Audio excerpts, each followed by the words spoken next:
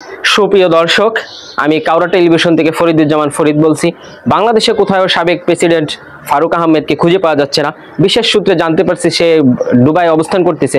দেখি আমরা খুঁজে পাই কিনা, তার সাক্ষাৎকার আমরা নিতে চলে আসছি দুবাই। চলুন দেখি। ফারুক আহমেদ, কেমন আছেন আপনি? আলহামদুলিল্লাহ ভালো আছি। 2 দিন আগেও ভাই আর স্যার বলে সম্বোধন করতেন, সোজাসুজি নামটাই চলে গেলেন। আসলে এটা আপনার দোষ না, এটা বাংলাদেশের সিস্টেমের দোষ। যার পাঁচাত তলে যতদিন চেয়ার আছে তার ততদিন পাওয়ার আছে। বলেন। হ্যাঁ, এটা আপনি সত্য কথা বলছেন অবস্থান, কিন্তু আপনাকে বাংলাদেশে কোথাও খুঁজে পাওয়া যাচ্ছে না। আপনি কি অবস্থায় এই দুবাই আসলেন কেন? শোনেন নাই, গদি লইড়ে গেছে। দুবাই নাই, সে তার উপায় নাই। ওই বদনাম দিছেন। আপনাকে মতন যে 2-3টে সাংবাদিক পাশে লাগছিল না, এই যদি পাশে লাগে, এই দেশ ত্যাগ না কইরে উপায় আছে? আর গদি তো নাই, তাই লাভটা কি? বর্তমান মনে করেন, দেখেন এই যে পাকিস্তানের সাথে বাংলাদেশ হারলো, দুবাই আরব আমিরাতের সাথে হারলো, আপনি এটাকে কিভাবে দেখেন? বর্তমানে ব্ল্যাক অ্যান্ড হোয়াইটই দেখতেছি, সাদা কালোতে দেখতেছি ভাই। আমার তো আর গদি নাই, আগে এইচডি কোয়ালিটিতে দেখতাম। আপনি খুবই একটা হাস্যকর কথা বললেন। ফারুক আহমেদ, আপনি এই যে বিসিবির সভাপতি ছিলেন 9 মাস, এই 9 মাসে আপনি কি উন্নতি করছেন? ভাই উন্নতিতে অনেক করছি, এনে তো ধারাবাহিক সিকুয়াল অনুযায়ী আপনার আমি বলতে থাই। জি, মনে করেন আগস্টের মানে মাসের শেষ মানে 10 দিন আগে আমি ক্ষমতা নিছি, মানে আমারে ভোট দিয়ে বানানো হয়েছে বিসিবি প্রেসিডেন্ট। বানানোর পর থেকে মনে করেন ওই পূর্বাচলের ওই দিক যে স্টেডিয়াম ছিল সেটা প্রথম বাতিল করছি, নতুন করে করবো বুঝলে, বুঝছেন? মানে মনে করেন না, বাদ করে দিছি। ক্রিকেটের উন্নয়নের স্বার্থে ওই জায়গা অনেক লুটপাট হয়েছে, সেই লুটপাট সারার ক্ষেত্রে নতুন করে শুরু করবো। আবার এই যে মনে করেন আমার নামে এই 2-3 সাংবাদিক লাগছিল, প্রথমে 118 কোটি টাকা সরাইছি। আরে ভাই, টাইটেল এবং থাম্বনেল দেখে মানুষ তো বোঝে যে মাল মনে হয় আমি একাই খাইছি। না ভাই, এই যে ফিনান্সের টাকা, এটা একা সরানো সম্ভব না। এফডিআর টাকা, এটা 2 জনের সিগনেচার আছে। এখন তারা অস্বীকার করতেছে। মনে করেন ওই যে নাজবুল আবেদিন ফাহিম, তারা জিজ্ঞেসি প্রথমে কিসির টাকা, কোন টাকা, মানে বোঝেই না, টাকা কোনোদিন দেয়ই নাই। তারপরে যে মাহবুল আলম, এরা আছে, যারা যারা আছে, কিন্তু সিগনেচার আছে, আমি একা সরাই না। টাকা 118 না, 238 কোটি টাকা আমার স্বার্থের জন্য সরাই নেই, এই সরাইছি বাংলাদেশ ক্রিকেট বোর্ডের উন্নয়নের জন্য।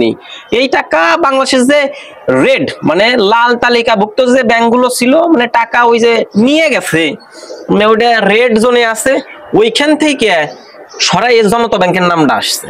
সরাইয়া যেগুলোতে লাভ বেশি, মনে করেন এফডিআর 13% লাভ, সেই জায়গায় আমি রাখছি। এটা আমার স্বার্থটা কোথায়? ক্রিকেটের স্বার্থ দেখছি। আর ক্রিকেটের স্বার্থ দিয়ে মনে করেন টাকা লুটপাট আমি একা করছি। আরে না ভাই, একা তো সম্ভব না, করলে সবাই নিয়ে করছি ক্রিকেটের স্বার্থ। আবার ভাইবেন না যে আমার জন্য। হ্যাঁ, সেটা ঠিক। ফারুক আহমেদ, এটা তো আপনি ক্রিকেট উন্নয়নের কথা বললেন, মাঠ পর্যায়ে কি উন্নতি করছেন? আর আপনার পথ যে চলে গেল, মনে করেন বাংলাদেশের অনেক খেলোয়াড় লিটন দাসের থেকে শুরু করে অনেকেই তো পারফরমেন্স করে না। এই যে মনে করেন লিটন দাস, তারপরে যারা খেলোয়াড় আছে তারা তো পারফরমেন্স করতে পারতেছে না। আপনার গদি তো নড়াই দিছে তারা, এখন তাদের নড়াবে কিনা এটা আপনি কি কিছু জানেন কিনা?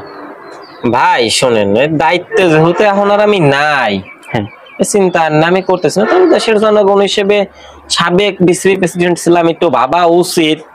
এখন মনে করেন আমার আগে কে ছিল? পাপন ছিল, তারা সরাই দিছে।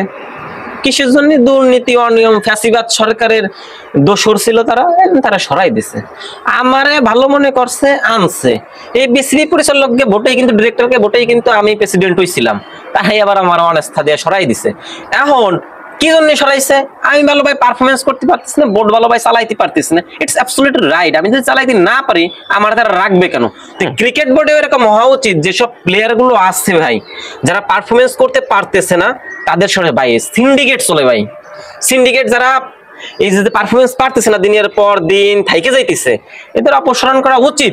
বাইসিকল এক একজন পরে পরে যাবে। তবে ভাই আরেকটা কথা আছে, একটা প্লেয়ারের পিছনে বাংলাদেশ ক্রিকেট বোর্ডের কিন্তু অনেক ইনভেস্টমেন্ট থাকে। চাইলেই হুট করে একটা প্লেয়ারকে সরানো যায় না।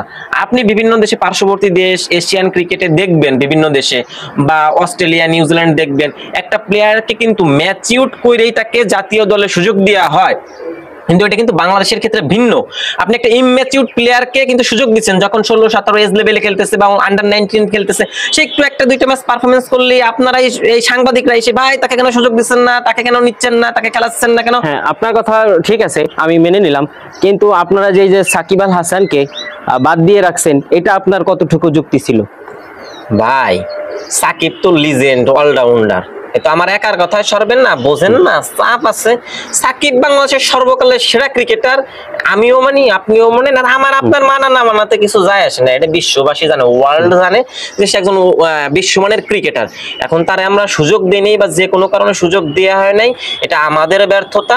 এটা আমরা জাতি হিসেবে এরকম কোয়ালিটির লোক মানে কি স্বার্থপর, যে সাকিব আমাদের চ্যাম্পিয়ন্স ট্রফিতে মনে করেন পৌঁছাই দিছে, ওই ম্যাচে সে একটা 82 রানের নক খেলছিল এবং ওই টাইম আউট কাণ্ড, এটা কিন্তু তার ব্রেন থেকেই আসছে।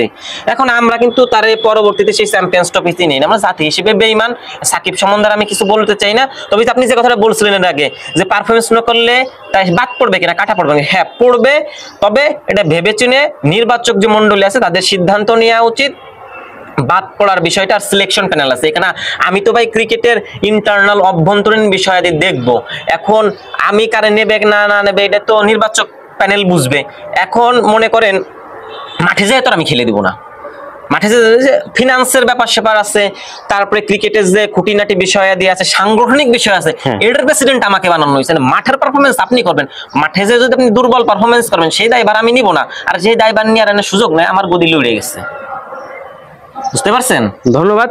ফারুক সাহেবের সাথে এত সময় আমরা কথা বললাম বুরুজ খলিফার সামনে বসে, তাকে এখানেই পাওয়া গেছে। আপনারা কাওড়া টেলিভিশনের সাথে থাকবেন। সুপ্রিয় দর্শক, আজকে এই পর্যন্তই, সামনে আবার ইন্টারভিউতে আপনাদের সাথে দেখা হবে। আল্লাহ হাফেজ।